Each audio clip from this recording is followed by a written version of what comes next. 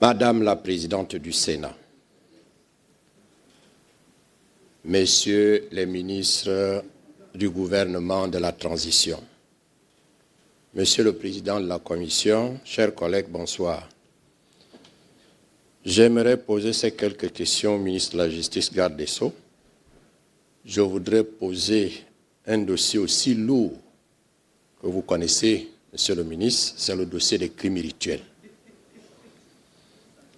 Depuis le 30 août 2023, date la libération de notre pays, nous constatons que les auteurs des crimes économiques remplissent les prisons. Je vais parler de la prison centrale de Libreville. Pourquoi abandonnez-vous les réseaux des criminels rituels? Et pourtant, depuis cette date, selon les réseaux sociaux, nous enregistrons 3 cas. 2 corps à OIM. Le dernier, c'est au pont Nomba de Libreville. Est-ce que c'est un changement dans la continuité, c'est-à-dire l'omerta?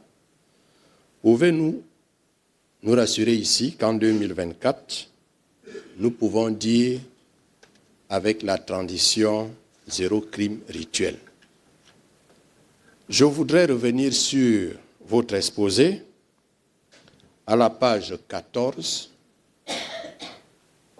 le 3e tiré, l'objectif numéro 1, rendre plus performant la gestion des sessions criminelles. Je voudrais ici saluer votre Direction générale des droits de l'homme qui a tenu compte des revendications, des recommandations de nos rapports.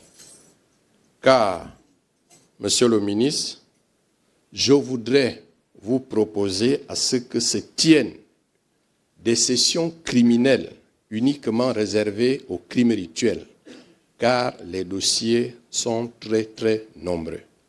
Première raison. La deuxième raison, c'est que, face à ce phénomène, nous constatons que les présumés coupables, les commanditaires sont libérés sans passer par là-bas, sans être jugés. Et l'autre point qui me paraît ici, toujours à la page 14, vous avez parlé d'assistance judiciaire. Depuis 18 ans, nous luttons contre ce phénomène.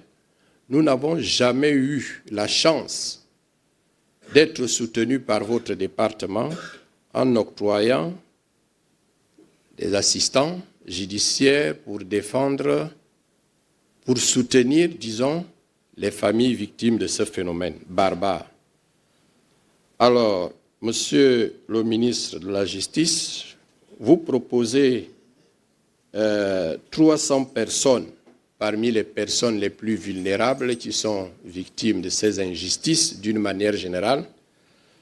Je souhaiterais à ce que vous réservez un tiers parmi ces personnes parce que nous allons assister à la période la plus fertile